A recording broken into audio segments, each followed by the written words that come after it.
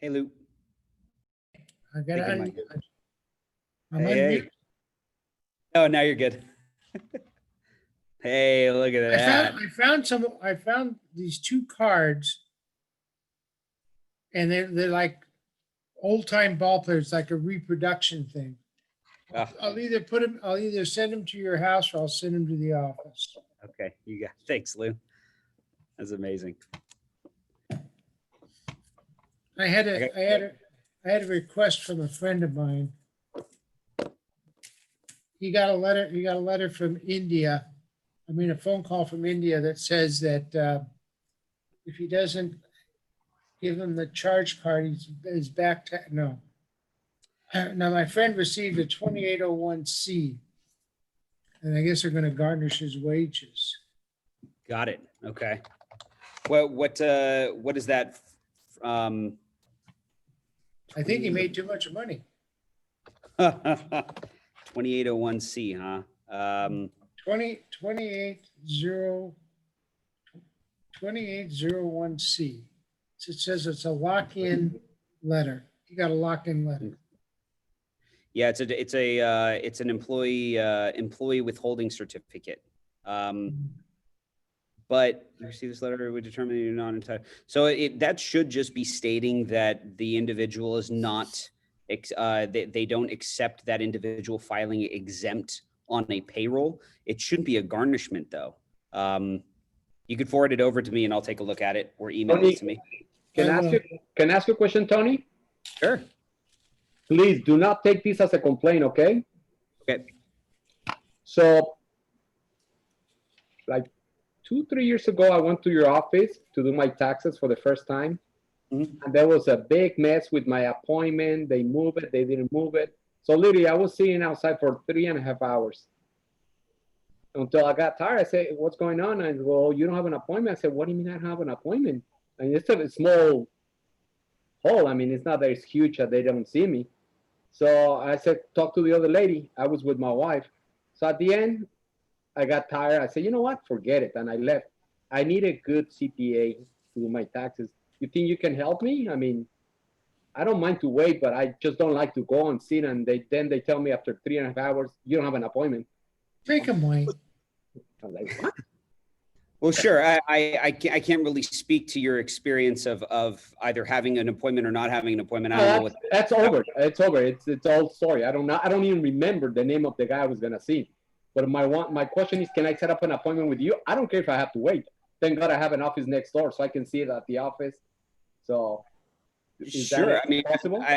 Absolutely. I mean, as far as tax appointments are concerned, we can get you on the calendar for tax season, no problem. Yeah, I want to do my taxes with you guys. Okay. Yeah, I mean, we're definitely. No. I want to do my tax with you.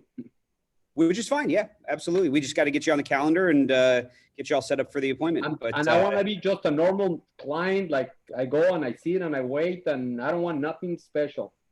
So like yeah, and I always make sure because once again, I don't like hearing those experiences at our office, and trust me when I tell you they're few and far between. I'm sure. Yeah, but you know, I always tell my clients that if for some reason, you know, if you have an appointment on a Wednesday, you'll always receive a call 2 days prior. And if you don't receive that call on Monday about your Wednesday appointment, you immediately call our office just to verify that there isn't a, because with 15,000 clients, our firm deals I can with. imagine. Hey, we drop here at Pacifico Star, we drop the ball at least twice a day. So believe me, that's why I said don't take it as a complaint. So it was not a complaint. I just want to make sure that I can see you. He said, don't take it as a complaint, but it was a complaint. He's complaining. All right, guys, 1 o'clock. Hey, let me get in, people. Yeah, I'll take it. We'll take care of you. Not a problem. I always go to Sydney. Sydney I have no problem. Good morning, guys. Sydney, when she has gavel, it's over. As always, thank you for being on Title Tuesday, where you're gonna get fat with knowledge and know with Taco Tuesday. No more Taco Tuesday. Now it's Title Tuesday. We're gonna start at 1:05, so we have 5 more minutes to say hi to everybody. We see a lot of nice people: Flor, Felix, Evelyn, everybody. So thank you for being here.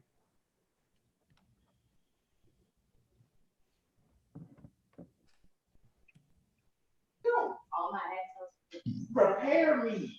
Please mute your You can't phone. just, you can't just, you feel me, give me.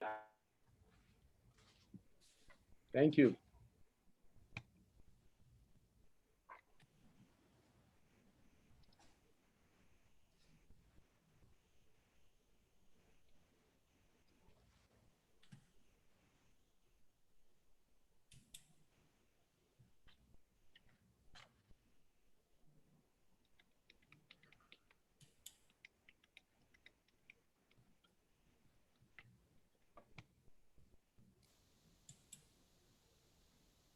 And you know, we always say we have one of the best.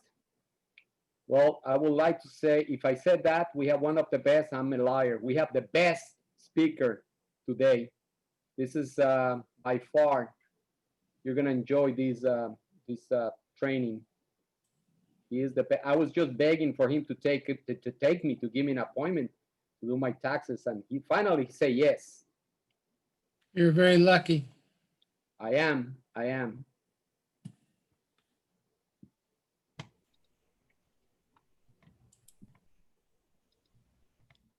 George, question. Yes, sir. Are we gonna get a copy of the presentation as well, or no? Yes. We are gonna record this. We're recording this, so you have a copy of the presentation, the video. I mean the video, yeah, and yeah, you will get everything. Cool. Thank you. But again, there's nothing to be live because you can really ask the questions. So I highly recommend that you guys stay on this call. So we're gonna start in 3 more minutes, guys. 3 more minutes. Next week, we have a great speaker. Anthony's gonna talk about the next week's speaker.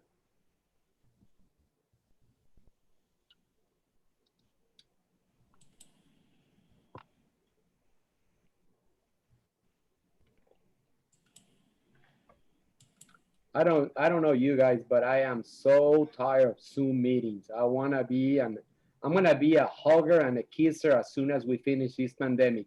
I'm gonna start kissing everybody. So please do not accuse me of harassment, nothing like that, because I need to start kissing and hugging people. I wanna go back to my normal. I agree George, 100%. how come you don't do that with your So wife? tired of not be able to shake hands, and you know the meaning of shaking your hand is just to prove that you're coming in peace, that you don't have a gun. That was the whole idea. I don't shake hands anymore. Tony came into the office this morning, and there was a guy who just opened the door and started talking to me, and I got so scared. I put my mask, I put my shield, I mean everything. It was bad. It was bad. I don't like to be like that. I like that door to be open and to be able to help and to talk to everybody and shake hands and give hugs and give kisses to the females, all the females. I'm gonna start giving kisses, so be ready. I'm ready. I'm an old guy, so I'm harmless. All right, guys, one more minute, and we're gonna start.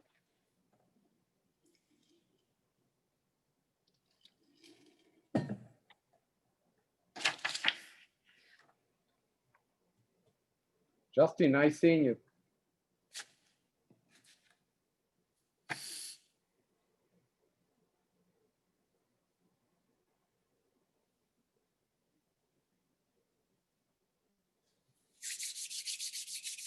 All right, Tony, please. Let me go ahead and share my screen here for everybody to see. Sorry. I was saying Anthony Zamora, start the training. Sorry. Yeah, sorry, Two Tonys. sorry, there's 2 Tonys on here today, so. Too many Let's get Tonys. started. First of all, thank you everyone for joining us on Title Tuesday. I'm gonna go over some ground rules as always, and then I'm gonna go ahead and introduce Lou, one of our reps. But start off, all questions are to be entered into the chat and questions will be asked throughout the presentation on your behalf. Please make sure your device is muted. If your question is not asked or answered, you will be given the speaker's contact info so you can contact them directly. I'd like to thank all of our PCT reps from Los Angeles, the Inland Empire, Oxnard, Ventura, Orange, San Diego for inviting all of your clients and being a part of Title Tuesday. Anyone who would like a recorded copy of this seminar, please enter it into the chat the following: name, email, phone number, and the PCT rep in which you work with. Lastly, please look out for next week's Title Tuesday via social media or email. Topics will include title tips and risk management in the natural hazard industry. Our guest speaker will be Chuck Piro with Disclosure Source. With that said, I'd like to introduce Lou Morielli, one of our Pacific Coast title reps, and he's going to go ahead and introduce Tony Watson today. Thank you, Anthony. Tony Watson is an enrolled agent who focuses on providing personalized financial guidance and preparation services to individuals and businesses. As a federally licensed tax practitioner, Tony helps his clients make sound financial decisions and works to ensure all eligible deductions are received when paying taxes. Should a client need assistance with audits, collections, or appeals, Tony is empowered by the U.S. Department of Treasury to represent taxpayers before all administrative levels of the Internal Revenue Service. In addition, Tony works one-on-one with clients. Tony Watson's been a keynote speaker at Robert Hall & Associates. He speaks on various subjects, and he has over 100 engagements throughout California every year. His dedication to his clients and expertise in the field of taxation led him to win Glendale's Reader's Choice Award for Best Tax Preparer in 2016. When not preparing taxes, he's speaking at an event. Tony enjoys reading books, mixing music, and playing with his son. My friend, Tony Watson. Hey, thanks a lot, Lou. I appreciate that. That's no better intro from a better man. I'll tell you that. Lou and I go way back. Welcome, everyone. It looks like we've got a solid group in today's webinar. I'll share the sentiments. I wish that we were meeting in person. I wish that we had a seminar room filled with all of your lovely faces. But in the meantime, I guess the digital platform will be the way that we connect with everyone for the foreseeable future. But I'm hoping, Pfizer came out with that good news that we have a vaccine that's 90% works. I don't know what the term is when you say it, but 90%. I like that number. I'll take 90% any day of the week, especially in Vegas. That's for sure. But today we're going to talk about year-end planning.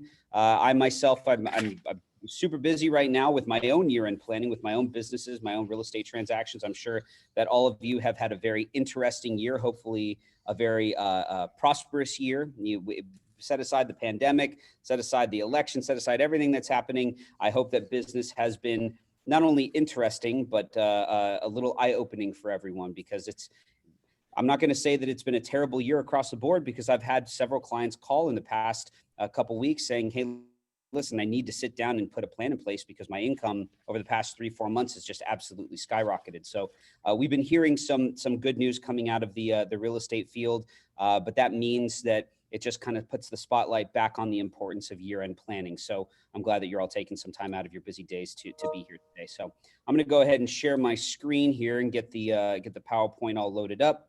And you just let me know. Let's see here if you can all see my screen. Thumbs up if you can.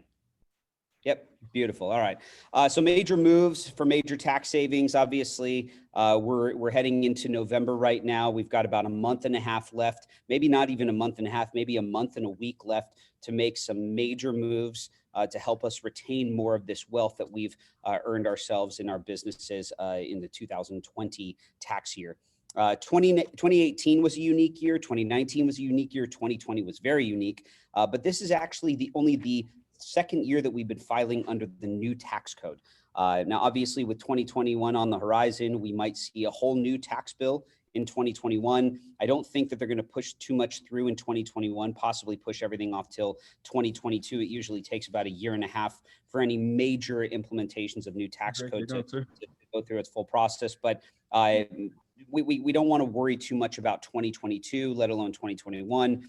But 2020 is a very, very unique time, right? We have the ability to control the current tax code and implement certain strategies before December 31st to really retain, once again, more of that wealth. So for those of you who are just plugging in still, once again, my name is Tony Watson. I work for Robert Hall & Associates. I've been working in the tax industry for 16 years. I have run over the past And I think that there's somebody who doesn't have their microphone muted. So somebody can have, if we can all have our microphones muted, it's just a little bit hard to hear. And I'm also the keynote speaker for Robert Holland Associates, speaking at over 100 events on a year-to-year basis. By no means am I a one-man operation. We've got quite a roster of at our firm, and we do tax filings across the U.S. in all 50 states. That's one thing that makes our firm very, very unique. So if you are interested in learning about investments in real estate or just diversifying your investment portfolio across the board in other states, send those questions our way. We can answer questions about Texas investments, Nevada, Colorado, Florida, New York. Wherever you are planning to park your money, we can always assist with tax filings in those states as well. So why is it important to know my tax situation before the end of the calendar year? Well, most people would say I really want to know what I'm going to owe just for peace of mind, but also to know whether or not I'm going to be assessed any interest and penalties if I decide to keep my money a little bit longer than the April 15th deadline or the October 15th deadline. Maybe there are some unique opportunities that have come across your desk that you need cash, need to be flush with cash for. If you avoid paying that liability before a certain deadline, are you going to incur penalties and interest? Also, knowing your situation before December 31st allows you to position yourself for paying an obligated amount of tax and not a penny more than that obligated amount. I call it the power position. And it really allows you to retain, once again, more of the wealth that you've built for yourself over the last 11, 12 months. And it also, once again, gives you peace of mind that you know exactly what the results will be before tax season even starts. A majority of what we do between October 15th and December 31st is consulting. It's to figure out what your year-to-date income is, what your year-to-date expenses will be, and then we project what your liability or what your refund is looking like before the year is even over. And the reason why we like to do this, there's a number of reasons, but the main reason is to make sure that you have enough information and mainly speaking on the effective tax rate side of things, that you know exactly what the return on investment would be if you go out and make certain purchases for your business before December 31st. Let me give you an example. If you bring your year-to-date income and year-to-date expenses to your tax preparer, and we calculate that your overall bracket that you're going to be filing in, let's say, is 22%. Well, that's your marginal tax rate. So after all of your deductions are taken into account, your child tax credits, your mortgage interest, property taxes, charitable contributions, maybe even your QBI deduction, we're not really too worried about your marginal tax rate. What we're trying to calculate for you is something called your effective tax rate. And this effective tax rate is what you actually end up paying in income tax before December 31st. So even though you file in the 22% bracket, your effective tax rate may only be 17 or 18%.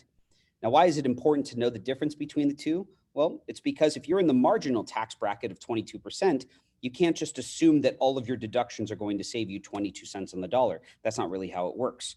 But your effective tax rate, if you know the actual tax that you're going to end up potentially paying when you file your return, let's say call it 17, 18%, that is a power position that you put yourself in, because now if you go out and you purchase a new computer or purchase a new office desk or a chair or maybe even a new vehicle for your business, and you're capturing all of these deductions under your either sole proprietorship form or your incorporated form, like an S Corp or an LLC, that would allow you to know exactly how much your deductions are going to save you in income tax, which could be 17 to 18 cents on the dollar. And that's just on the federal side.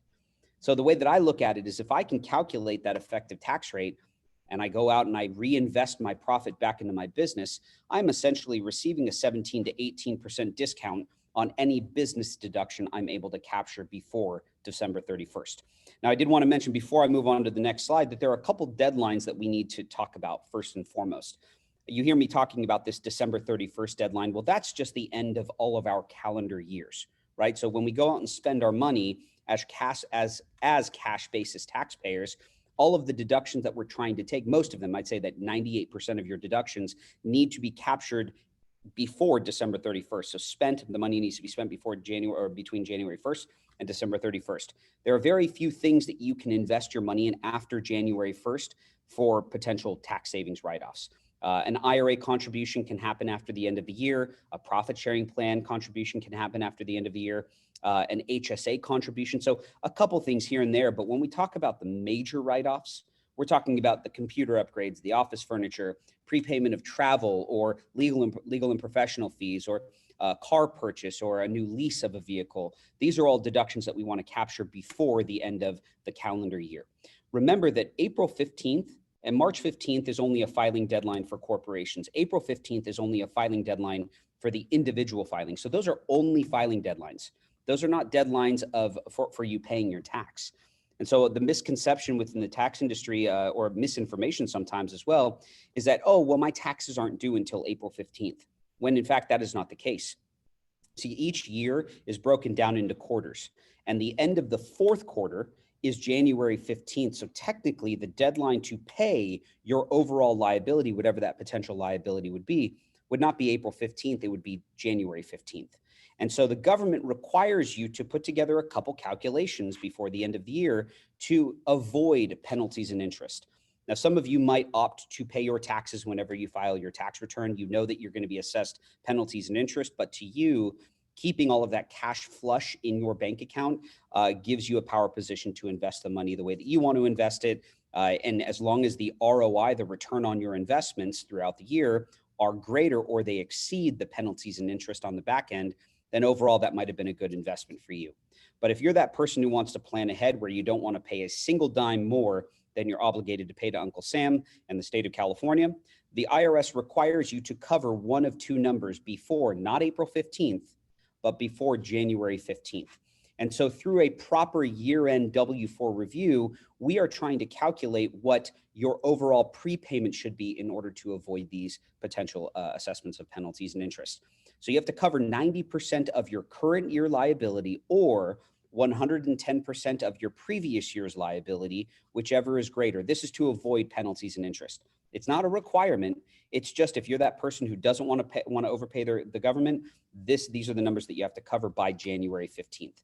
Personally speaking, because I have real estate investments, because I have businesses, because my wife is self-employed, we choose to keep our cash a little bit longer than the norm because we have opportunities throughout the year to plug this money into. And as long as the return on our investments is greater than the 2 or 3% we pay in penalties and interest, we figure that that's an overall good investment for us. I'm not pushing any of you to do that or play that game, but just understand that a good tax professional will assist you in making this decision.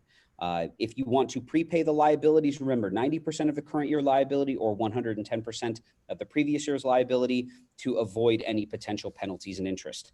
Now, for those of you who understand how estimated tax payments work, sometimes your preparer each year when you file your tax return, your preparer will give you 4 payment vouchers. And these are your estimated tax payment vouchers. If you took all 4 of those vouchers and added them up, they should add up to total 110% of the previous year's liability, because the government naturally wants you to overpay them. And then they want to control the amount that they're going to refund you after you've overpaid them, and they keep it in their bank account for months on end, and they're not going to pay you interest on that money. So these are very important. The next month and a half, it's a very important time in the tax industry and also in the self-employed industries to figure out what that obligation and tax liability is before January 15th. So if you want to avoid the penalties and interest, you can go ahead and do so. Hey, Tony, Now, before you go on, there is a couple questions, if you don't mind me. Okay. Do we want to wait till the end to do questions, or do we want to do Q&A throughout the webinar? I can do both. It doesn't matter. We can do them throughout the webinar. That way it just kind of makes sense with what you're speaking on. Okay. Just know that it could go longer than the hour slot. So I want to make sure that I don't keep anybody longer than they want to stay on. Not a problem. Okay. One is, how much does it cost for a W-4 review? W-4 review normally under our tax maintenance program would be free. If you're not a current client, it would be $495. Okay, and another question was, if you claim your car, you can't claim mileage, correct? We're going to get to car and truck expenses in a couple slides here. Okay, perfect. Thank you. Yep. All right. So obviously, with the year end approaching, December is going to be a busy month for a lot of reasons. Obviously, you're closing out your own book of business. But if you're a W-4 or if you're a W-2 wage earner versus a self-employed individual, the year end planning approach is a little different. If you are a W-2 wage earner and you're on payroll with a company, a W-4 review or a year end review session is just a review of how much you've already prepaid in tax. And so we put together a projection of what your refund is going to be, what your liability is going to be, And hopefully you're all on track to a break-even scenario. And here's why I think break-even is the best scenario out of them all. It means that you've maximized the money in your own pocket throughout the year while not overpaying the government and giving them an interest-free loan that once again, they're going to keep for a couple months after you file your tax return at the beginning of 2021. So the break-even scenario, in my opinion, is always going to be the best. Of course, we all like having refunds, but that money that you're getting back is just your money they're giving back to you, right? It's not the government paying you for being a good tax-paying citizen. And once again, they're not going to pay you interest on top of what the refund is. For a self-employed individual, the W-4 review is a little bit different. Once again, we need year-to-date income, year-to-date expenses. And once we get that bottom line figure, let's say that we get it on November 15th and we figure out what your profit is going to be for 2020, we can send you back out into the world to reinvest the remaining profit that you see in your business back into infrastructure, right? Going out and purchasing a new computer, going out and buying a new desk, going out and purchasing a vehicle to further reduce this taxable income and retain more of that wealth that you've built for yourself throughout 2020. So the approach is a little bit different. The importance is one and the same. And so once again, we're going to jump into the top 5 tax deductions over the next couple slides here, which includes the car and truck expenses. So I think we're going to answer all of those questions for you in the next 5 or 10 minutes here. So top 5 tax deductions for the self-employed real estate professional may vary amongst all professionals, but after 1,200 tax returns that I prepare on average per year, 15,000 tax returns that our firm files in totality over an annual basis, we've come to the realization that these are the top 5 tax deductions our self-employed business professionals will tend to have each year. Marketing and advertising expenses, number 1. I'm going to give you an example to show you exactly why it's important to take each one of these tax deductions and not to forget about some of these write-offs, because if you don't take certain write-offs, it could actually have a reverse effect on the risk for audit, meaning that by not taking one of these deductions, it could actually increase your risk or potential for audit. And here's how it works. With marketing and advertising expenses, obviously, in order to grow your business, you're going to need to promote yourself. You're going to need to promote your business, whether it be flyers or mailers or signs that you put on front lawns or a website or email blasts, whatever it may be, whatever you're spending your money on as far as promoting is concerned, should be a dollar for dollar write-off. Now, let's give you an example. Let's say that in 2017, your profit was $20,000. Let's say that in 2018, your profit was $25,000. 2019, your profit was $30,000. So ranging between $20,000 and $30,000. Then all of a sudden in 2020, your profit jumps to $100,000. Can we get everybody muted, please? Yes, mi amor. Let's make sure that we have all of our mics muted. So marketing and advertising expenses, let's say that you have that average income between $20,000 and $30,000, and then in 2020, the income jumps or spikes to $100,000. Well, it could be an easy explanation, of why that bump in income was. Maybe you hired somebody to take on more of the workload. Maybe it was just slower years in 17 through 19, and all of a sudden, the income really increased. I don't know if, I don't know if anybody can hit that all mute button. That would be. I got her. Yeah. So obviously that transition to show the government what happened in those years, well, we don't have that opportunity to just call up the IRS and say, hey, listen, before I file, just notice that my income tripled this year and it's because of X, Y, and Z. We don't have that opportunity. So when you filed 17, 18, and 19 at $20,000 to $30,000 and all of a sudden your income jumps to 100K, well, what's the explanation for that? Well, if you don't have specific deductions being taken on your individual returns or your business returns, like marketing and advertising expenses, the government is not going to assume that you had these write-offs. What they'll assume is that you've been underreporting income in previous years, which underreporting income is the number one way of flagging yourself for an audit. And so you want to make sure that you really push a lot of these ordinary, necessary, and legitimate expenses to show the progression of your business, why you went from $20,000 to $30,000 in income and then all the way up to $100,000 in the year of 2020. So by not taking certain deductions on your return or by misrepresenting or misinputting certain deductions on your return, it could actually increase your risk for audit. Marketing and advertising expenses, dollar for dollar tax deductible. This does not include meals and entertainment, by the way. Meals and entertainment are a whole other section of the Internal Revenue Code, and they are limited as to what you can deduct against your business income. As of 2018, for instance, meals only 50% tax deductible on federal and state. Entertainment, no longer a federal tax write-off.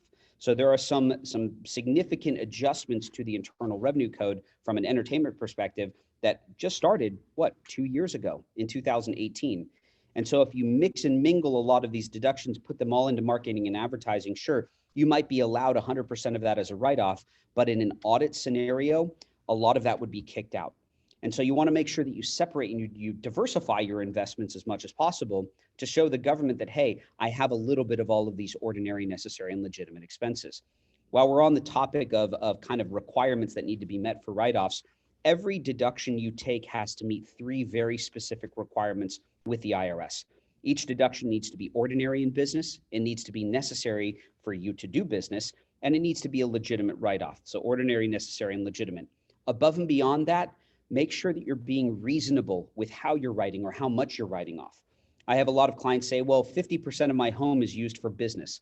Unfortunately, the federal government doesn't like you taking 50% of your home and allocating it for business use.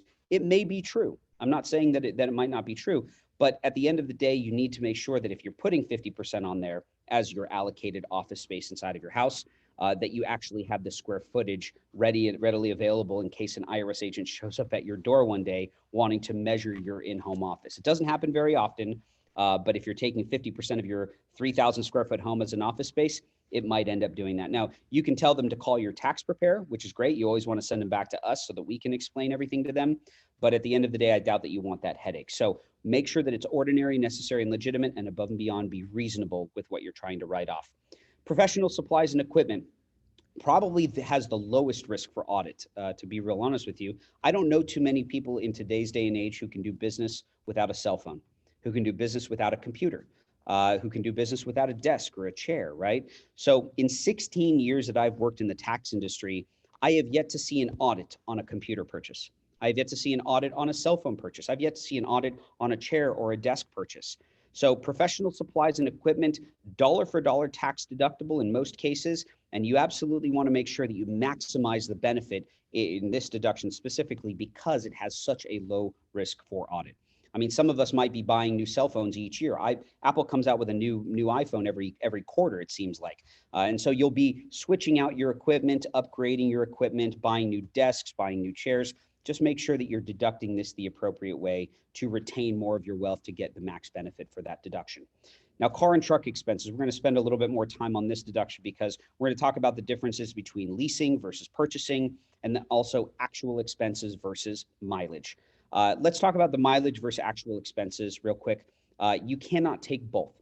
So if you have a rebuild of an engine expense, let's say your engine blows up, you spend $3,000 or $4,000 rebuilding the engine or replacing the engine. If that is greater than what your mileage deduction is saving you, then obviously you'd take whichever is going to save you more money. I can tell you right now that actual car expenses tend to run a much higher risk for audit than mileage, because in an audit, actual car expenses, they are proven with proof of purchase or proof of expense, right? With a receipt or a credit card statement. Whereas mileage in an audit is proven through a mileage log. So whether you write your mileage down on a napkin and stick it under the driver's seat, or if you use a smart device app like Mile IQ to track your mileage, doesn't matter how you track it. In an audit, your deduction for mileage is proven with your own notes. And so mileage tends to have a much lower risk for audit. And especially if you work in the real estate industry, mileage tends to be a much higher write-off than actual car expenses. So actual auto expenses would be tire changes, engine repair, oil changes. If you add all of those actual car deductions up versus your mileage, you're going to take whichever is going to save you more overall in tax.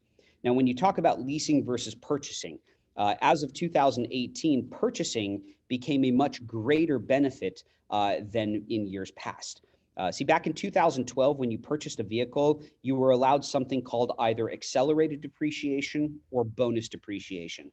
And that was really only for 2012. Well, fast forward to 2018, they actually brought back, the Internal Revenue Service brought back this benefit, meaning that if you purchase a vehicle for business use after 2018, and let's say the vehicle is over 6,000 pounds, so a Chevy Tahoe, a GMC Yukon, a Chevy Silverado, a Tesla Model X, but you have to look at what model of Tesla Model X, because some don't qualify for this because they're under 6,000 pounds, but certain Model X's will qualify for it. If it's over 6,000 pounds, it qualifies for something called 100% bonus depreciation, meaning that if I go out and I buy this 750D Model X long range, which is the Tesla that goes around the moon, it seems, with on its own battery, and it's over 6,000 pounds at $100,000, if I buy it and I use it solely for business, guess what? At 100% bonus depreciation, that gives me a $100,000 write-off to offset my self-employed income. Now, I can tell you right now that I should actually receive commissions from Tesla, because I can't tell you how many Model X's I've sold on behalf of Tesla just through tax write-offs over the past 2 years. But this has become a very popular part of the Internal Revenue Code. I wouldn't suggest you go out and buying a vehicle unless it actually was needed, right? I'm not going to send you out to go and buy a depreciating asset if you weren't already looking for a vehicle. It just doesn't make sense, because spending $100,000 on a vehicle to save you $35,000 in tax, sure, it sounds great, but you're still buying a $100,000 vehicle and it is a depreciating asset.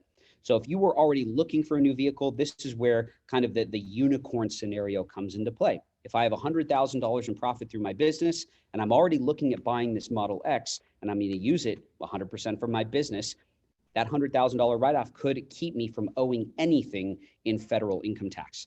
Now, this is great on the IRS side of things, but guess who does not allow for this 100% bonus depreciation benefit? California. So understand that the IRS allows for this great accelerated bonus depreciation benefit. California is not going to give you really anything for it. So you'll still owe income tax on, let's say, the $100,000 profit to the state of California. But on the IRS side, if the numbers work out, it could potentially offset 100% of your federal liability. Now, that's on vehicles that weigh over 6,000 pounds. If the vehicle weighs under 6,000 pounds, it's not that you don't get a write-off, but you get a much smaller deduction for that vehicle. So it all comes down to the weight class. The vehicle's over 6,000 pounds, potentially a 100% tax write-off. Vehicles under 6,000 pounds get an upfront $18,000 depreciation write-off, and whatever the remaining value of the car is, that is spread out over the next 5 years, because 5 years is the depreciation lifespan of the vehicle. I am not saying in a webinar of 60, 70 plus people that everyone will receive this benefit. Remember that if I am a single person and I only own one car, I cannot allocate that vehicle for 100% business use. The federal government, even though I might not leave my house because of COVID, and the only time I do leave my house is for business, once again, cars are ordinary, necessary, and legitimate write-offs, but you have to be reasonable with the allocation. And the government would not allow one person who owns one vehicle to deduct that one vehicle 100%. If I am single and I have two vehicles, one for personal, one for business, different story.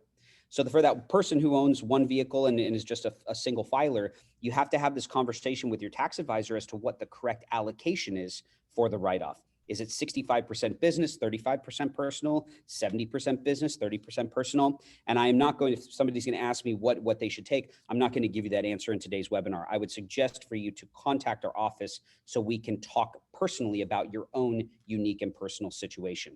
I would not be doing all of you justice by giving you an answer that was very vague and just kind of spread apart over all of your tax returns. Remember that your neighbor's tax return is unique and different and not the same as yours. Your tax return is unique and different. So the advice will change depending on the actual tax situation or the tax scenario. Some of you may qualify for this 100% benefit, others will not.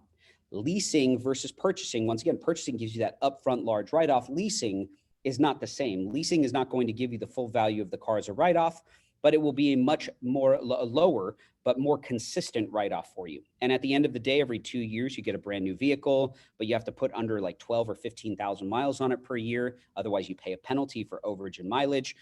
So for me, from a business standpoint, leasing is more of a personal choice, not really a financial choice, because personally, some people don't need a new vehicle every 2 years. Like myself, I purchase my vehicles because I want to own the asset, even if it's a depreciating asset.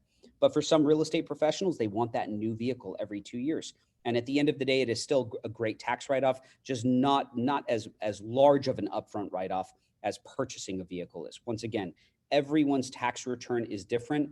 So the advice for car purchasing versus car leasing, or mileage versus actual car expenses, will range amongst the different types of tax returns and the different brackets that you all file in. Car and truck expenses, a great conversation for you to map out with your tax advisor. If you feel like you just don't get this information from your tax preparer, give Robert Hall and Associates a call. We offer free consultations. I'll remind you about this at the end of our webinar. We offer free consultations and we can map this all out for you. No problem.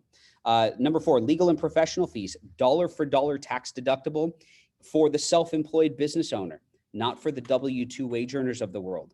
So when you are employed by a company like myself, I receive a W-2 with Robert Hall and Associates. Under the old tax bill, I was allowed to deduct a portion of all of these types of expenses. As of 2018, though, W-2 wage earners are no longer allowed to deduct what are called non-reimbursed business expenses like legal and professional fees. So legal and professional fees, the whispering amongst professionals as 2018's tax reform bill was rolled out, everyone thought legal and professional fees were no longer a write-off. Well, for W-2 wage earners, that's true. For self-employed business owners, you can still deduct legal and professional fees dollar for dollar on your Schedule Cs or under your businesses. So make sure that you are not thinking that it's not tax deductible, so you're not providing this information to your tax advisor. Make sure that you have this conversation with your tax advisor before just assuming something about one of these 5 write-offs. Now, property tax or property deductions, not property tax, but property deductions, a little bit different. And so we're going to switch gears and we're going to talk about the different types of property deductions for you as a self-employed business owner or for you as a W-2 wage earner, or maybe you have both types of revenue, both self-employed and W-2 income. When we jump into the property deduction side of things, we need to break down what exactly the property deductions are for. Are they for a primary residence or are they for a rental investment? Because the federal government views those two types of properties, a primary residence and a rental property, the IRS views them differently. And so you may have limits to what you can write off on your primary residence versus a rental property, which really has no limit as far as deductions are concerned. So on a primary residence, you're allowed your mortgage interest as a write-off and you're allowed your property taxes as a write-off. However, there are limits to what you can deduct. See, under the old tax bill, you were only allowed the mortgage interest on a primary residence on up to the first $1 million of acquisition debt. Meaning that if I went out and bought a home for $1.5 million, I put $300,000 down and I financed $1.2 million. And this home was purchased before December 15th of 2017. So under the old tax bill, I was only allowed the interest on the first $1 million of acquisition debt. So if a $1.2 million home, I'm not going to be allowed the full interest deduction. I'm only allowed the interest on the first $1 million. Okay, we get that. That's actually been the code for a very long time. In 2018, it changed. So if you purchased a primary residence or if you sold a property to a client of yours for them to live in, after December 15th of 2017, they are only allowed the interest deduction on the first $750,000 of debt. Okay, so you probably already know this. Well, this is a unique opportunity for you to tell your clients or advise them, hey, before we enter into this, you might want to adjust your down payment amount. Talk with your tax advisor about this, just so that you're not losing a portion of this overall tax write-off. Sometimes people will opt to put more down on a property. Sometimes clients will opt to pay a couple points to buy down their rate with their lender, just because points during the acquisition phases of purchasing a property are also dollar for dollar tax deductible as mortgage interest. So I don't want to get too in depth with how the planning side of things goes, but just understand that the best advice you could give a client is to talk with their tax advisor before closing on this property. There are certain games that we can play during the acquisition phases of purchasing a property that might allow your client to retain a larger tax write-off, even if they're purchasing the home in October or November, which only gives them 1 or 2 months of the write-off. So there is some strategy that goes along with purchasing a primary residence or a second home. So understand that the new tax bill took away the interest deduction on about $250,000 of debt. So instead of being allowed the interest on $1 million, we're only allowed the interest on $750,000, but that's for both a primary and a second home. For property taxes, we are now seeing a cap at $10,000 total in what's called SALT deductions. Now, SALT stands for state and local tax. This includes your property taxes on your primary residence. It includes your property taxes on a second residence, not a rental property, but a second home, and also includes the state income tax that you pay to the state of California. And that is capped out at $10,000 total, all right? Now, this is new as of 2018, but a lot of clients, a lot of taxpayers didn't realize that there was already a limit in place under the old tax bill. It wasn't clearly defined at a $10,000 cap though. It was hidden in something called alternative minimum tax. I'm not going to go down that rabbit hole today of AMT, but just understand that some of you may not have been impacted by this $10,000 cap because under the old tax bill, some individuals who were making $250,000 to $300,000+ of income, they might not have been allowed any of their property tax or their state income tax deduction. So if you're interested in learning more about that old limitation, you can go if you want some good reading to put you to sleep at night. You can always Google AMT, alternative minimum tax, and property taxes. And the first 100 links that pop up on Google will explain to you why your property taxes and your state income tax might not have been a write-off for you under the old tax bill. Well, fast forward to 2018's tax reform bill, you might see a $10,000 cap on that, but if you are now no longer subject to this alternative minimum tax because your income is well below the new threshold, you might have actually gained a $10,000 write-off under the new tax bill. Now, I'm meaning for this all to be confusing. Don't think, well, Tony, you're speaking over my head and I don't understand what's going on. The reason why I'm telling you all of the complicated sides of this part of the tax code is to show you exactly how complicated the Internal Revenue Code is. That's why you shouldn't have to navigate it by yourselves, right? This is why you hire a tax advisor to figure out creative ways to navigate around a lot of these serious limitations on primary residence purchases and second home purchases. Remember, as soon as we take a property and we convert it into a business, so turning it into a rental property, all of those limits disappear, especially if you are a real estate professional. So once you convert a property into a rental investment, there is no limit to your mortgage interest write-off. There is no limit on property taxes. So the difference between a business and a personal asset tax-wise, there's a pretty significant difference, right? On the business side of things, the 2018 tax reform is very pro-business. The federal government knows that any business deduction like property taxes or mortgage interest, they should be allowed fully because it pertains to a business. The government knows that the greatest stimulator of the US economy is the sale, acquisition, or exchange of real estate. We'll get to what might be changing in 2021 for exchanges in a bit, but everybody knows that there are at least 20 to 30 plus jobs that are created every time a property is sold, every time a property is acquired, also every time a property is exchanged. So the true stimulator of the US economy is real estate sales. And so the federal government says, okay, well, not only is real estate a very important part of the US economy, the sale and acquisition and the exchange side of things, but we also know that once you turn that property into a business, that it does create additional revenue for the US economy as well. It allows cash to circulate within the US economy. And so I don't think that the rental property side of things, the deductions for rental properties, I don't think that will ever go away. In 16 years, we've never really seen large adjustments to the deductions on the rental property side of things. And unless something serious changes at the government level, your rental property deductions and losses will probably stay one and the same. The federal government at the moment, Biden's tax administration, on the docket is trying to get rid of the 1031 tax deferred exchange. Nothing has been set in stone, but we will know more about that in the upcoming months.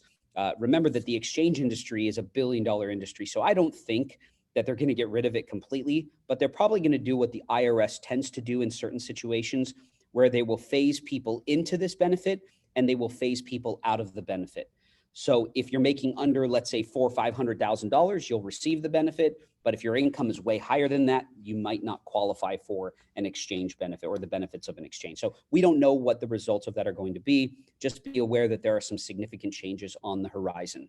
So once again, rental investments, no limit to property taxes and mortgage interest. On the primary and the second home, there are definitely some limits, and you need to abide by those limits, because if you just think it's the Wild West and you throw 100% of your mortgage interest onto your return, there is a special division with the IRS now as of 2016 that audits mortgage interest, solely mortgage interest. Because think about this, when you pay your mortgage, the banks will separate principal and interest and insurance and compound accounts and everything, or impound accounts and everything. So you'll know all of that information. Well, what they do now on your 1098s is they report all of that information broken down to the Internal Revenue Service. Shoot, when I started working in the tax industry, the 1098 mortgage interest statement only had the amount of interest you paid, your name and your address and your social security number. It had bare bones information. Now, if you look at a 1098, it has your name, your social, your address, the address that the debt is attached to, the original date of, or the origination date of the loan, the mortgage interest amount, and the remaining balance of your loan. So the federal government knows all of this information before they even see your tax return. So if you're trying to take a larger deduction for mortgage interest than you're actually allowed under the new Internal Revenue Code as of 2018, that could absolutely increase your risk for audit. And there are some ways for self-employed individuals to navigate around some of these limitations, some very creative ways, and that's why you need to get in touch with a professional tax advisor to map out those strategies, okay? Now, obviously, towards the end of the year, a lot of self-employed individuals will think of the deduction side of things. And let's say that December 31st passes, we're popping champagne, celebrating the new year, and January 1st hits. And you're thinking, well, I still have all of this leftover cash. I wasn't able to spend it all or reduce my liability down to zero. What are my options for deferred retirement? And so back in 1974, we're going to take a trip back in time. Back in 1974, the federal government started allowing retirement plans to invest in more things than just the stock market. So in 1974, the self-directed retirement plan was created, which allowed individuals who were sick and tired of playing the Wall Street game to actually take their IRAs or their 401ks and purchase real estate with their retirement accounts, or do hard money lending with their retirement accounts, or even flip property within their retirement accounts. It's called self-directed retirement investing, and it allows you to diversify your investments for retirement purposes.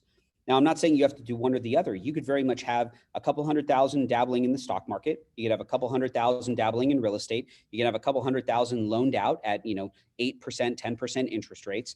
You can diversify your retirement, and it allows you to control what your money is being invested in. And the perfect thing with all of this is that if invested correctly, all of the money that you're making within those retirement accounts will not pay income tax until you end up retiring. That's the whole point of retirement, right? It's to defer the tax.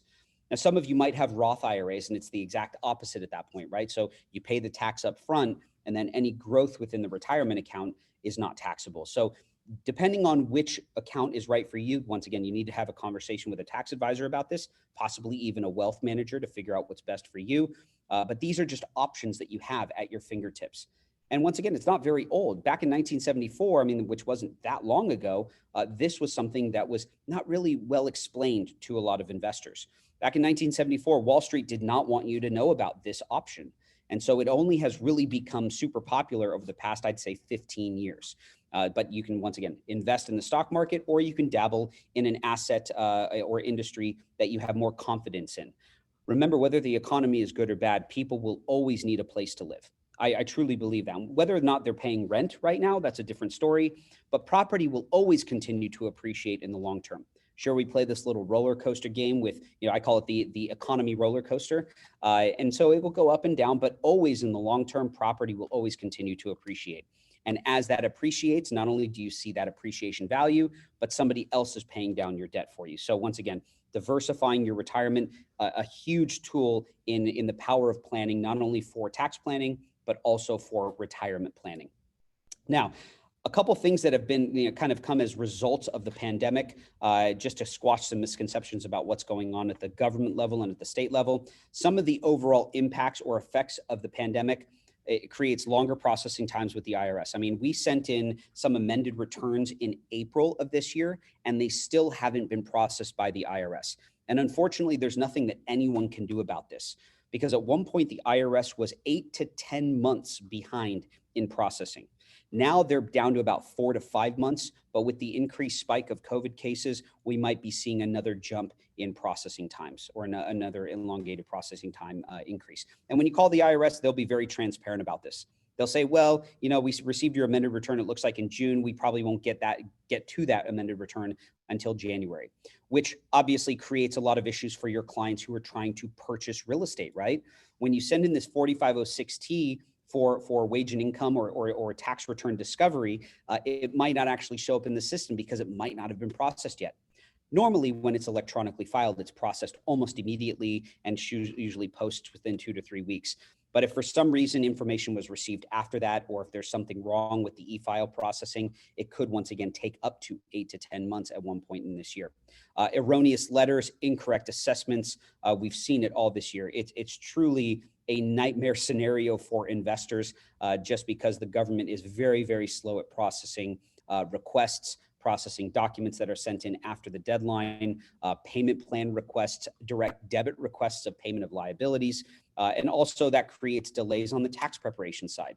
And so we've become very, very concerned with a lot of things that are being sent in after the tax returns have already been filed. For instance, clients receiving 1099s or corrected statements after the tax return's already processed, that triggers a paper filing of the return, which once again kicks you out into that 4 to 5 month delayed process. So work with a professional, work with a tax advisor who can be in constant contact with the Internal Revenue Service. We sometimes on certain files will call every week and we'll ask the IRS, hey, is this the week that you processed? Is this the week that you processed? And sometimes in very, very unique situations, you may get a hold of an agent that is a manager of a branch with the Internal Revenue Service, and they sometimes have the power to push things through, especially when dealing with refunds. Just last week, we were able to get through to an agent where a refund had been delayed. No reason for the delay of refund. It was like a $10,000 refund, but we got a hold of one agent and she said, you know, I don't know why this hasn't been pushed through. I'm just going to click a button and refund the money. And that's, once again, that's like the unicorn at the IRS. You never get a hold of those people, but we will hound them every week if we need to get that pushed through. So, and that's a big part of why people end up utilizing tax professional services, just because you don't have time to sit on the phone for hours on end with the IRS. We do. That's what we get paid to do. So keep that in mind. Now, as you progress into the end of 2020 and also into 2021, some questions and concerns may have come across your desk, or maybe, you know, late at night you're thinking, well, is this right? Is this the right time to incorporate my rental property under an LLC? Is it the right time to take my self-employed business and start an LLC and tax myself as a different type of entity? You know, some of these things you might not have answers to just yet. And I want to squash some misconceptions about the entity structuring and talk about some of the major benefits of structuring a self-employed business in a specific way. The most popular entity structure out there is the LLC, bar none. I mean, this is probably the most talked about entity structure amongst all industries and happens to be one of the most popular from a legal perspective. So when you talk to an attorney, they're going to look to protect your assets before anything. And attorneys will be probably the first to admit that they are not tax professionals. And so when they pitch you this LLC, it's literally to limit liability on whatever they're trying to protect. LLCs are very popular for rental investments. In fact, they are really the only entity that you should use to hold title to rental properties under, because they do exactly what their name describes. They limit liability. LLCs are not tax savings entities. I want you to take, if there's one thing that you take away from this slide, an LLC will not save you any tax. It will only create liability protection because it separates your business and your personal assets. But you need to make sure that it is the right type of entity for your self-employed business. If you're not a rental property owner and you just have a self-employed business, sure, you want that limited liability protection for your business, but wouldn't you also want the tax breaks of the S corporation or another type of entity that's going to actually help you save tax? You want the best of both worlds. So rental properties, great under LLCs, but if you have a self-employed business, you want your LLC to be taxed as what's called a subchapter S corporation. And what the subchapter S corporation will help you do as a self-employed real estate professional is it will help you reduce one specific type of tax, but not really help you save on the federal and state side. So as a self-employed individual, you pay federal tax, you pay state income tax, and you pay self-employment tax. Now, self-employment tax is Social Security and Medicare. It's the same thing. And self-employment tax / Social Security Medicare tax alone is 15.3%. So a lot of times clients will look at their income and they'll say, well, I'm paying all of this to Uncle Sam, I'm paying this to the state of California, and then I also have to pay 15.3% to Social Security Medicare. And then they throw up their hands, they say, well, what's the point of me working? I'm paying all of this money. I'm paying 45% of my income back in some sort of tax. Well, at certain levels of income, it does make sense for you to take the next step to incorporate yourself. And so the main question that I normally get is, okay, well, what level of income does it make sense for me to take that next step to incorporate? Well, if you are self-employed and you have a business that generates a certain amount of revenue, this is a conversation, or this is the type of conversation that you'll have with a tax advisor. Let's say that your net revenue, after all of your expenses are taken into account, let's say your net profit is $100,000. Easy number to calculate off of. And then I'm going to give you a different scenario after this.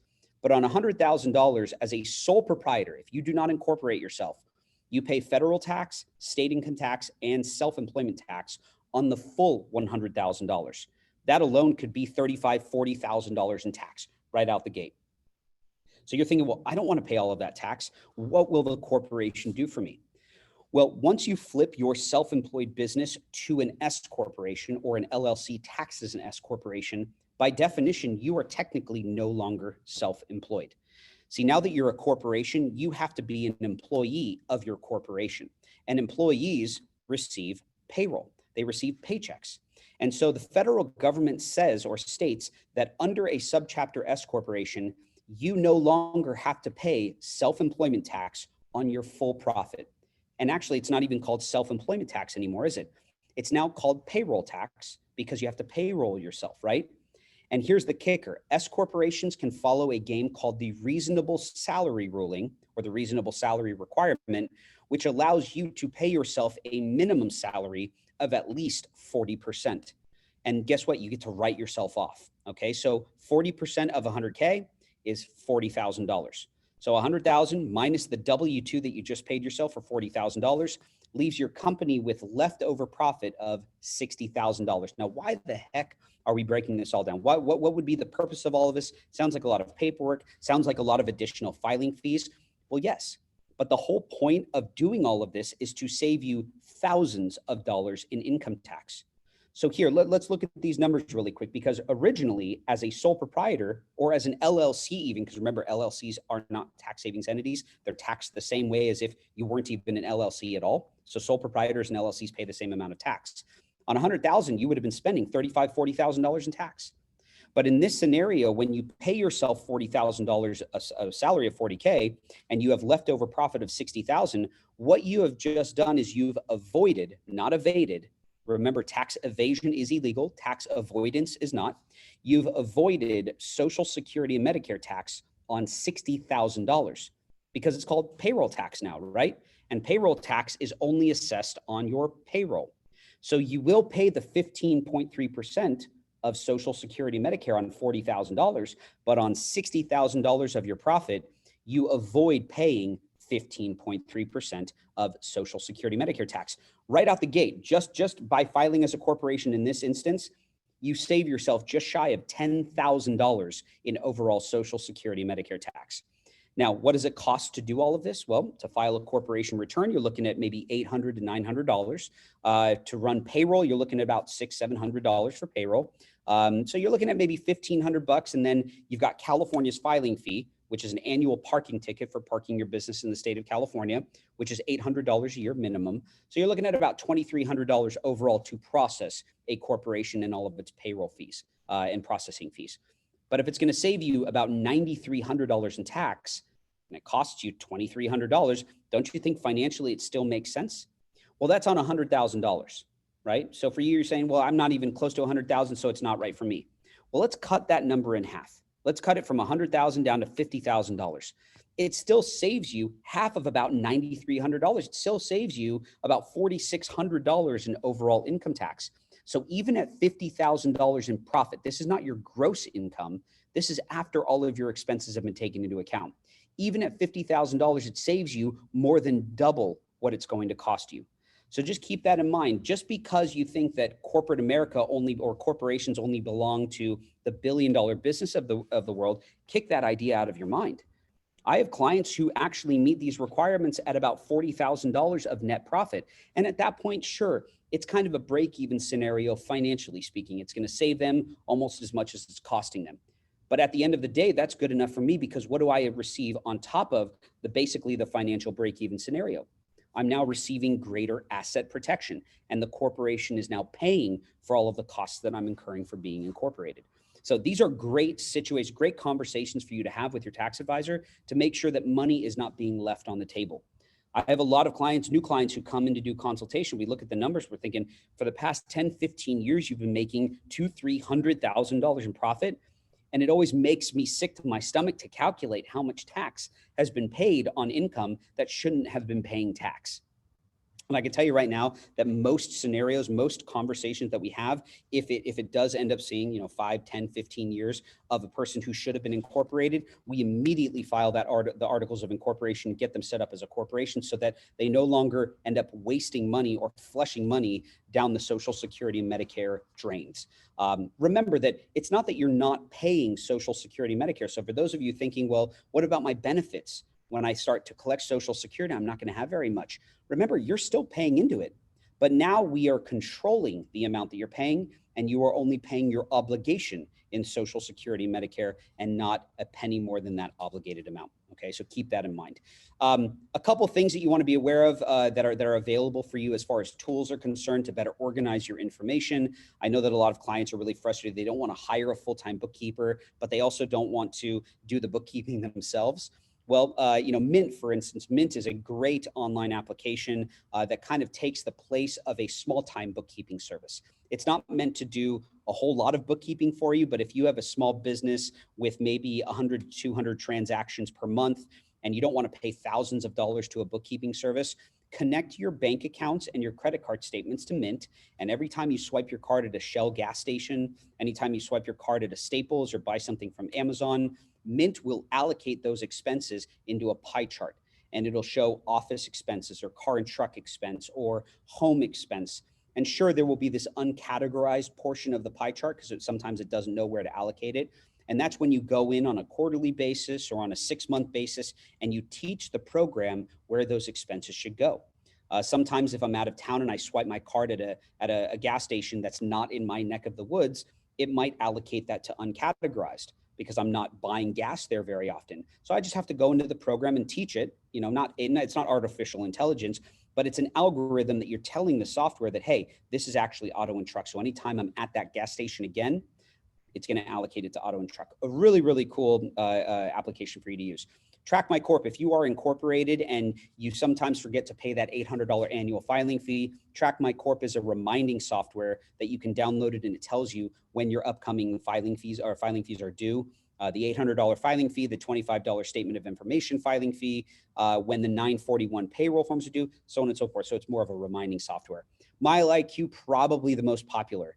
The IRS over the past 5 years has started accepting smart device applications in audits as proof of deductibility. So meaning that if instead of writing or handwriting my mileage log, the IRS will actually allow MileIQ as proof in an audit for, establishing the reasonableness of the mileage write-off. So definitely take advantage of a lot of these smart device apps. We've covered a lot today. We're going to open up for Q&A in a second. I did want to mention for those of you who have to jump off the webinar a little bit earlier, we do offer free consultations. Obviously, I'd much rather be meeting with everybody in person, but because of the pandemic, right now we're doing everything by Zoom, FaceTime, Skype, by phone, however you want to connect with us. We can review 2 years of tax returns. We could check for possible audit triggers on your returns that have already been filed. And then mainly for the self-employed business owner, it's to figure out if incorporating is right for you. Now, in November, if we incorporate now, it takes about 4 to 6 weeks for articles to process. So incorporating right now for 2020 might not give you that large of a benefit. I'm not saying that it won't give you a benefit, but it might not be the right time for some of you to incorporate right now. If you know for a fact that your income is slowly starting to increase, the progression in your income is going to continue into 2021, you may want to start the incorporation process now with a start date of January 1st. But these are conversations that we need to have with each other in one-on-one situations, one-on-one meetings. I don't want to give a blatant answer to 60, 70 people in a webinar saying that, yes, it's the right time for everyone to incorporate. I wouldn't be doing my job if I said that. So just understand that these free consultations are meant to analyze your situation and your situation alone. If you have clients that you know that need better tax advice, or that they're planning on doing either an exchange or a straight up sale of a property, let us take on those questions for you. Don't try to answer those questions on your own. Send them our way. It's 30 minutes normally in person. Right now it's over the phone for anyone, not only for you, but also for your clients if they are in need of good tax advice. Plus, we'll also let you know about upcoming free webinars that we offer. I do all of the webinars, so you'll see my face once again, but all of our webinars are free. Just like our in-person seminars, once we're able to have those again, they are all free. All of our educational classes and conferences are absolutely free. So if anything, send us your information so we can give you some updates on upcoming webinars and seminars. In order to take advantage of this consultation, you just need to let your client know, or you need to go personally to roberthalltaxes.com/consult. Lou has all of my contact information. In fact, I think some of my clients are actually in the audience today. So if you need my contact information, my email is TonyWatson@roberthalltaxes.com. You can send me an email saying, hey, I'd like to take you up on that free consultation, or you can go right now to roberthalltaxes.com/consult and go ahead and input your information, and we'll get you set up with a time to discuss any of your year-end planning needs. So let's open it up for Q&A. I think that's probably a good place to end and start for Q&A. Perfect. Okay, some of the questions you may have actually answered throughout the presentation. We decided to just wait. So one from Abraham is, can we write off computer repairs as well as office chairs, desks, etc. repairs too? Absolutely. So anytime you have an appliance, well, I don't want to call it appliance, a piece of equipment that you utilize for business, like a computer, right? Like I said earlier, I don't know a single person in business who can do what they do in business without a computer.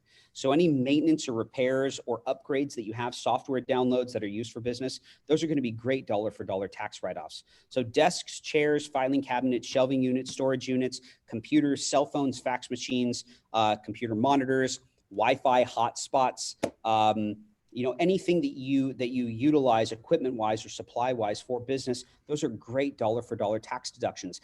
If you are self-employed, see, if you're an employee, you can put those deductions on your return, but California is the only agency that's going to allow for the write-off.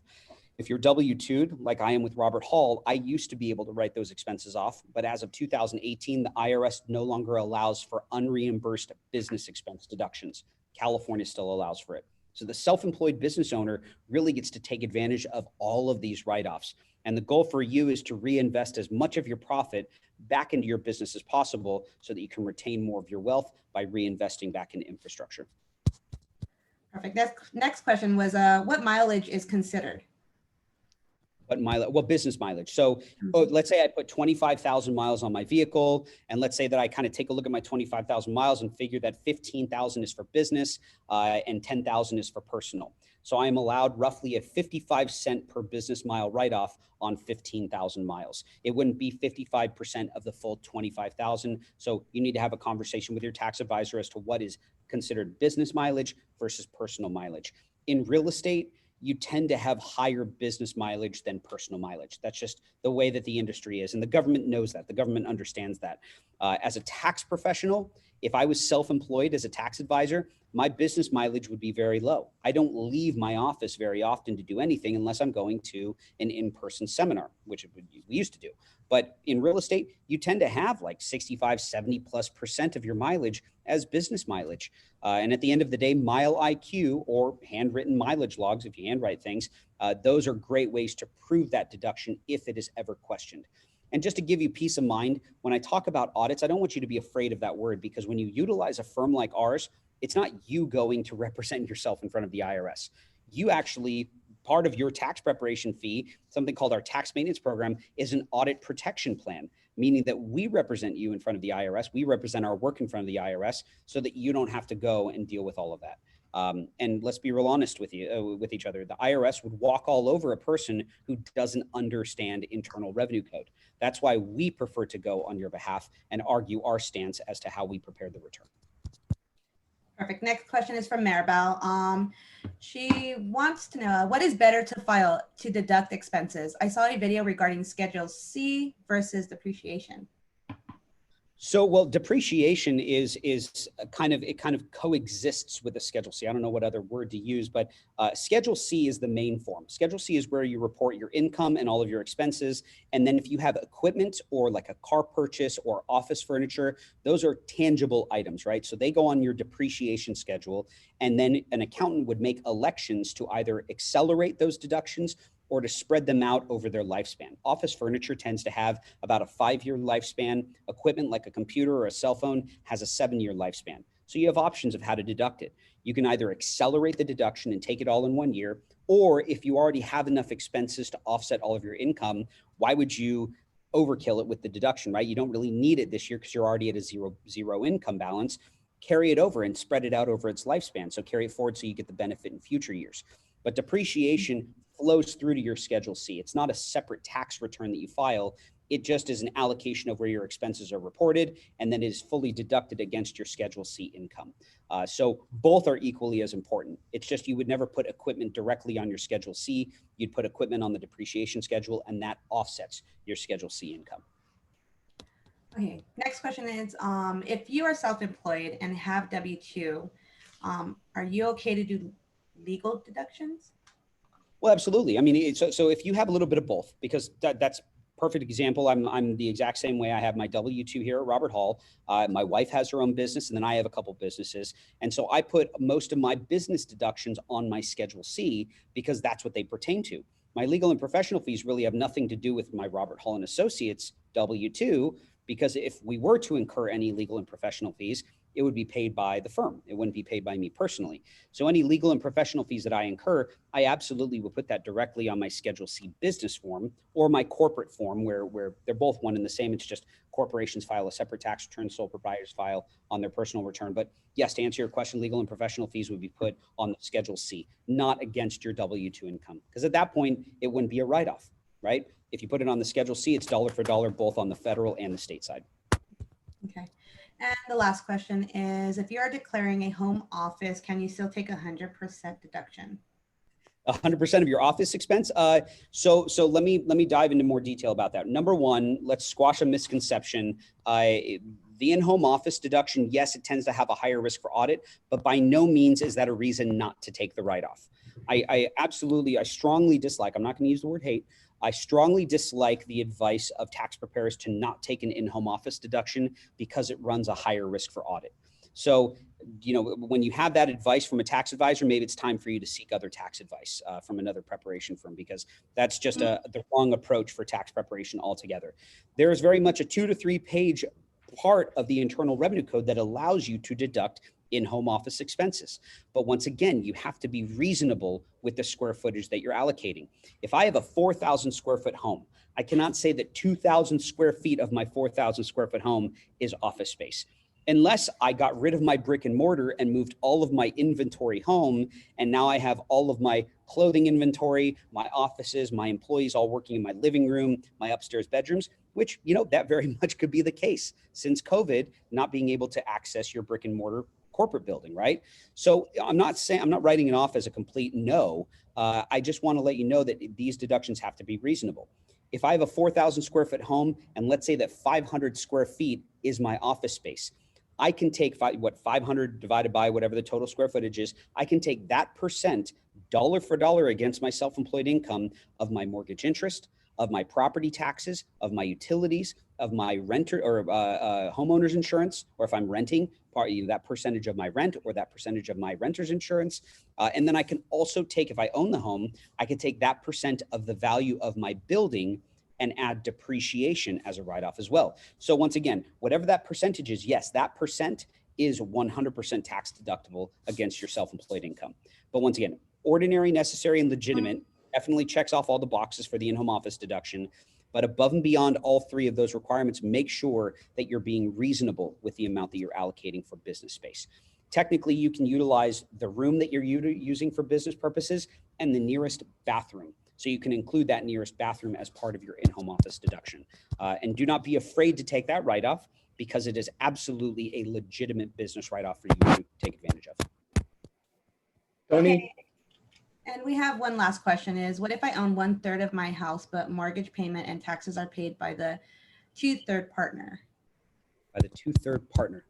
What if I own 1/3 of my house, the mortgage payment and taxes are paid by the 2/3 partner? Well, I mean, technically under Internal Revenue Code, if you don't pay for something, you can't deduct it. So it would be a little aggressive for you if you own 1/3 of a property and you're not paying for any of the mortgages or property taxes, for you to take that as a write-off, because technically you're not incurring the cost, right? And in an audit, if the government were to question the in-home office, they would ask for proof of payment of the mortgage and property taxes, and we wouldn't have that because the 2/3 partner pays for all of it. So once again, you know, maybe we could take advantage of other things that you pay for. If you pay for part of the utilities, or you pay for part of the insurance, or you pay for anything else, maybe we could take a portion of that. But if you don't actually incur the cost of the mortgage and the property taxes, unfortunately, we wouldn't be allowed to take that as a write-off. Thank you. I think that's all the questions that we'll do. And we'll give everybody your contact information. They can reach out to you. Tony, thank you so much, Tony. I need to talk about title for like 1 minute. So to make this seminar legal. So real fast, Tony, I'm gonna have to share my screen. So let me share my screen. Yes, real fast, guys. Let me show you what you can do now with Title Profile. This is the new account of Title Profile. So you can get tax information, property tax report for purchase or refinances. You put the purchase price, and this is what you will get. You will get one of these beautiful tax reports. It's called the property tax report. So you get the effective rate, the current rate, I'm sorry, and the new one. So you get everything. This is through your Title Profile account. So it's pretty simple. We're gonna have a class in 2 weeks, 3 weeks, I think, on this. It's called, it's gonna be called the Perfect Trifecta, the 3 apps that we have. We're gonna show you how to maximize these tools that we have. And next time, Tony, I'm not gonna start, I'm gonna start the training myself because I look pretty dumb after you. Like I said, you are the best. You're not even close to be one of the best. You are the best. But I learned my lesson. From now on, when you talk, I'm gonna talk first so people can stay because I'm pretty boring, guys. So thank you so much, Tony. Anthony, you wanna say something? Are we done, Felicia? No, we're good. Thank you, guys. Thank you, Tony. Thank you so much, guys. Thanks for having me. Really great info, Tony. Thank you. Thanks. Thank you, Thank guys. you, guys. See you next week. Bye, Is guys. it possible to get Oh, a, Javier Munoz, I forgot about that termite. is it possible to get a copy of the recording? Absolutely. Make sure that you type your information on the chat room. Put your Great. rep, put your email, your name. I will make sure that you get that information. Great, thank you so much. Very Thank you. powerful presentation. Thank Yeah, you. very good. He's the Very great best. presentation. It I was was not great. kidding about him. He is the best. He's amazing. Yeah. Thank you, I Jorge. agree. I'm calling my CPA. You know what? I am switching CPAs. I am switching today. Before the meeting, I told Tony I was gonna set up an appointment. He's the best. I mean, I don't know why I keep wasting my time with my CPA. Thank you, guys. Thank you so much. Thank you, guys. Thank you, Jorge.